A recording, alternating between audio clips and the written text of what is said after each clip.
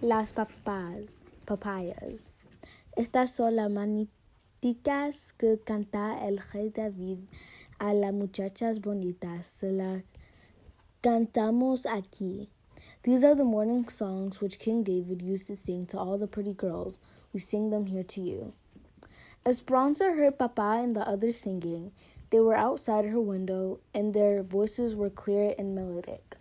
Before she was aware, she smiled because her first thought was that today was her birthday. I should get up and wave kisses to Papa. But when she opened her eyes, she realized she was in her parents' bed, on Papa's side that still smelled like him, and the song had been in her dreams. Why hadn't she slept in her own room? Then the events of last night wrenched her mind into reality.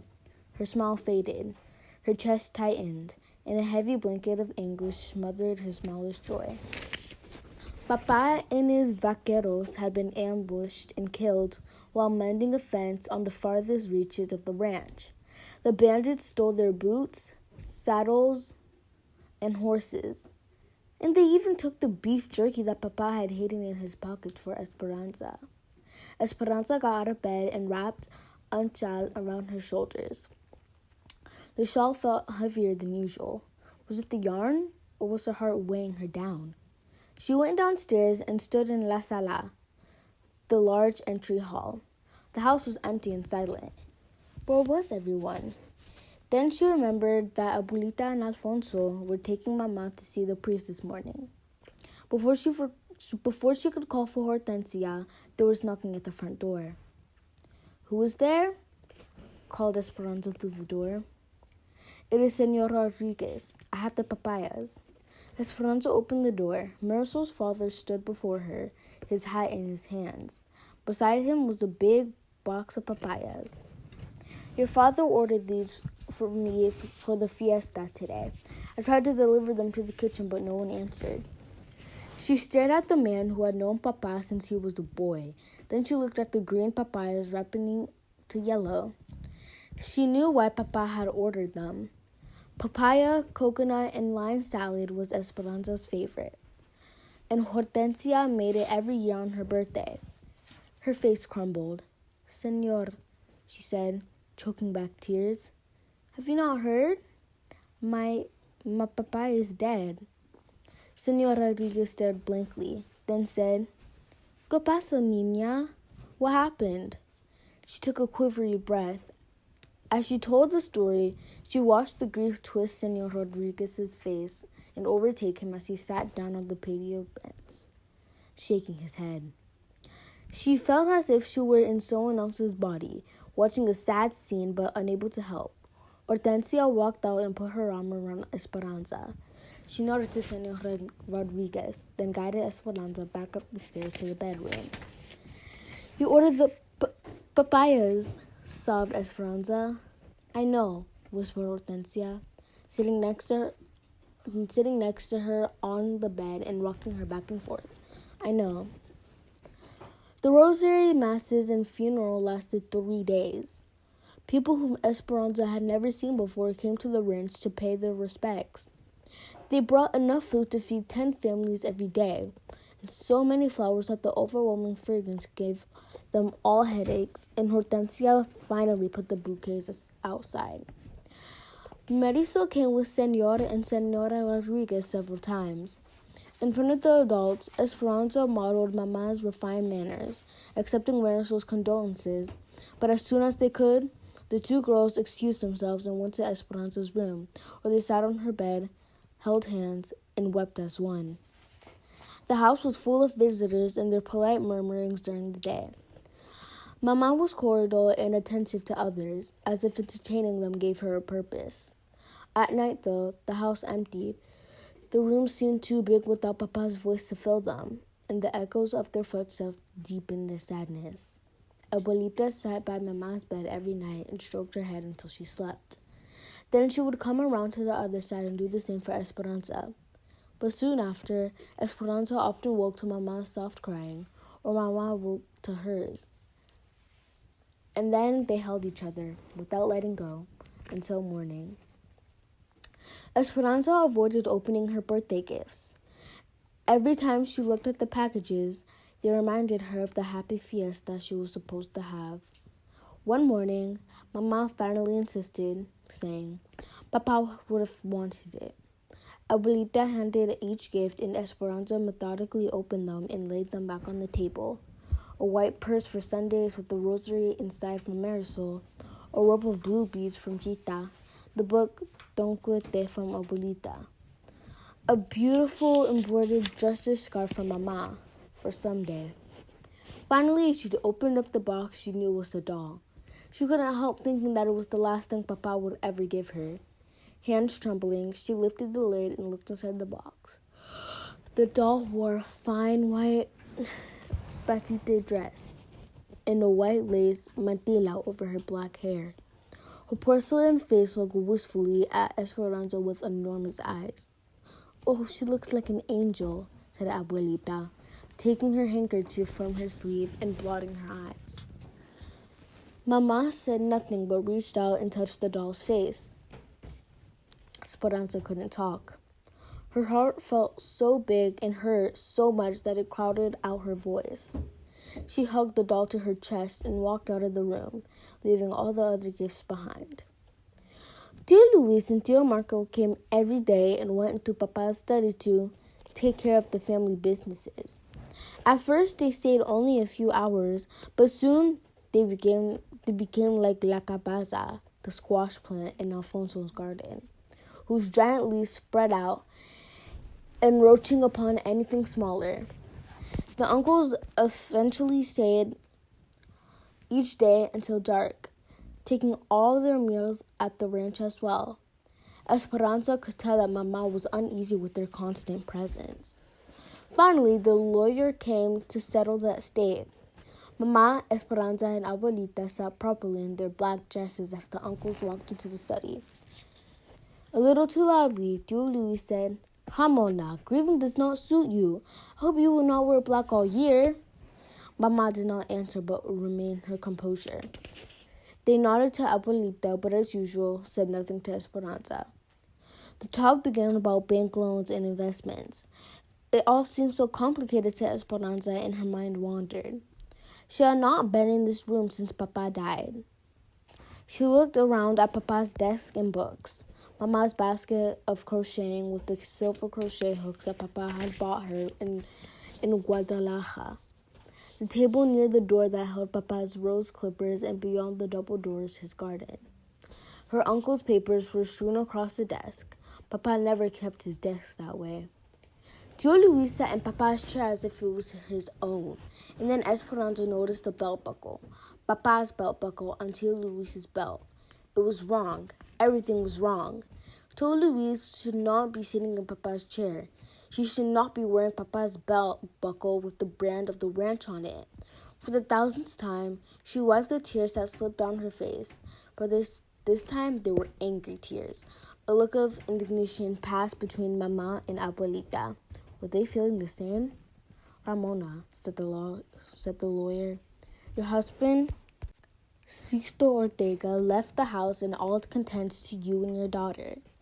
You will also receive the yearly income from the grapes. And as you know, it is not customary to leave land to women, and since Luis was the banker of the loan, Sixto left the land to him. Which makes things rather awkward, said Tio Luis. I am the bank president, and I would like to live accordingly. Now that I own this beautiful land, I would like to purchase the house from you for this amount. He handed Mama a piece of paper. Mama looked at it and said, This is our home. My husband meant for us to live here. And the house, it is worth 20 times this much. So no, I will not sell. Besides, where will we live?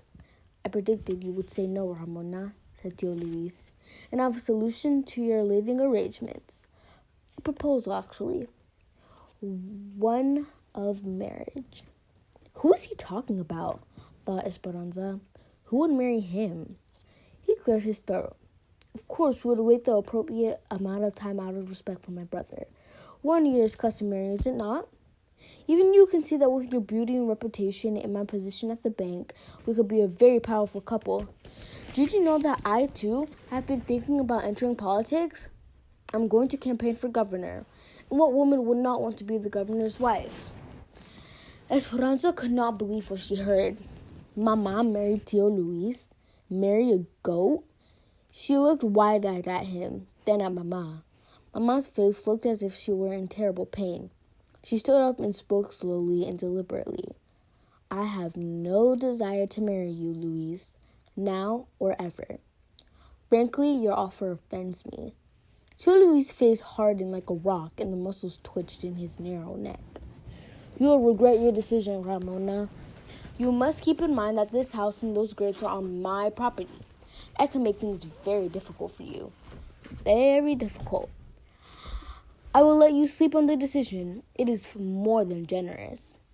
Tio Luis and Tio Marco put on their hats and left. The lawyer looked uncomfortable and began gathering documents. Vultures, said Abuelita. Can you do this? Asked Mama. Yes, said the lawyer. Technically, he is now your landlord. But he could have built another house, bigger and more pretentious anywhere on the property, said Mama. It is not the house that he wants, said Abuelita. It's your influence he wants. People in this territory love Sixto and respect you. With you as his wife, Luis could win any election. Mama stiffened. She looked at the lawyer and said, Please officially relay this message to Luis. I will never ever change my mind. I will do that, Ramona, said the lawyer. But be careful. He is a devious, dangerous man. The lawyer left and Mama collapsed into a chair, put her head in her hands, and began to cry. Esperanza ran to her. Don't cry, Mama. Everything will be all right. But she didn't sound convincing, even to herself, because all she could think about was what Tio Luis had said, that Mama would regret her decision. That evening, Hortensia and Alfonso sat with Mama and Abuelita discussing the problem.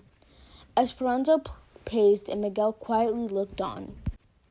Will the income from the grapes be enough to support the house and the servants? Said Mama. Maybe, said Alfonso. Then I will stay in my home, said Mama. Do you have any other money? Asked Alfonso. I have money in the bank, announced Abuelita. Then more quietly she added, Luis's bank. He will prevent you from taking it out, said Hortensia. If we need help, we could borrow money from our friends, from Senor Rodriguez, said Esperanza. Your uncles are very powerful and corrupt, said Alfonso. They can make things difficult for anyone who tries to help you. Remember, they are banker and the mayor. The conversation continued to go in circles. Esperanza finally excused herself. She walked out to Papa's garden and sat on a stone bench. Many of the roses had dropped their petals, leaving the stem in the rosehip, the green, grape-like fruit of the rose. Abuelita said the rosehip contained the memories of the roses, and that when you drank tea made from it, you took in all the beauty that the plant had known. These roses had known Papa, she thought. She would ask Hortensia to make rosehip tea tomorrow. Miguel found her in the garden and sat beside her. Since Papa died, he had been polite but still had not talked to her. Anza, he said, using her childhood name. Which rose is yours?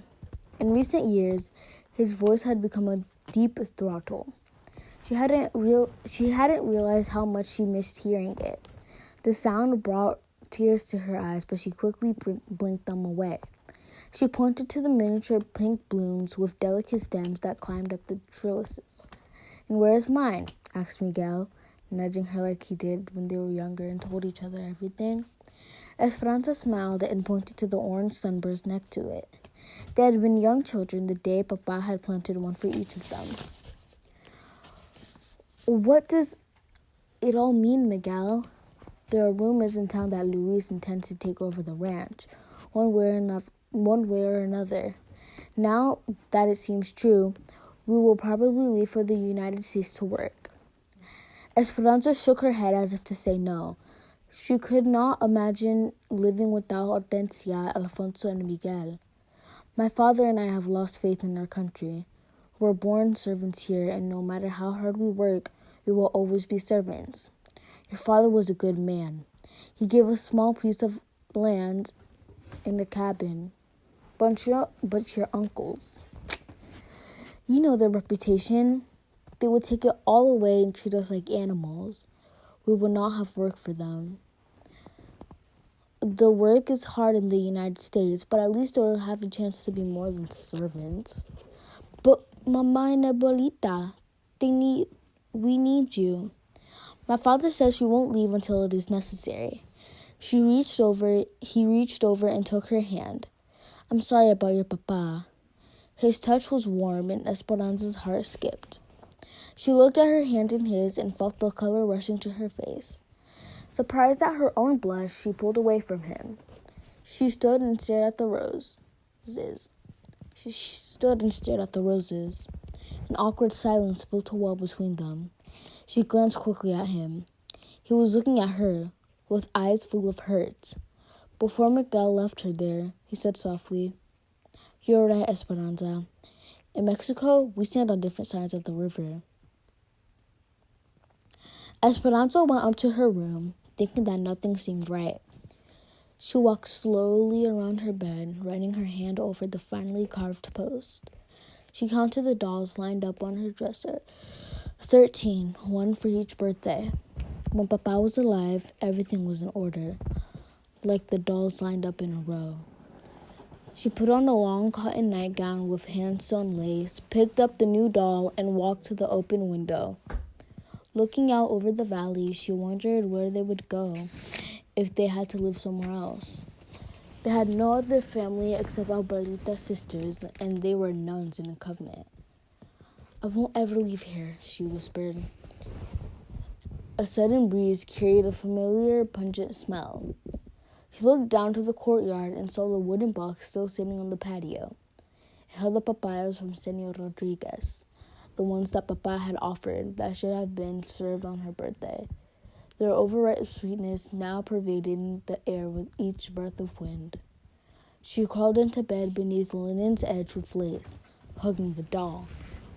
She tried to sleep, but her thoughts kept returning to Tio Luis. She felt sick at the thought of Mama marrying him.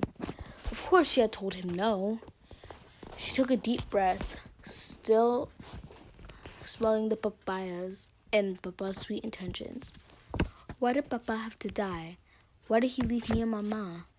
She closed her eyes tight and did what she tried to do each night. She tried to find the dream, the one where Papa was singing the birthday song.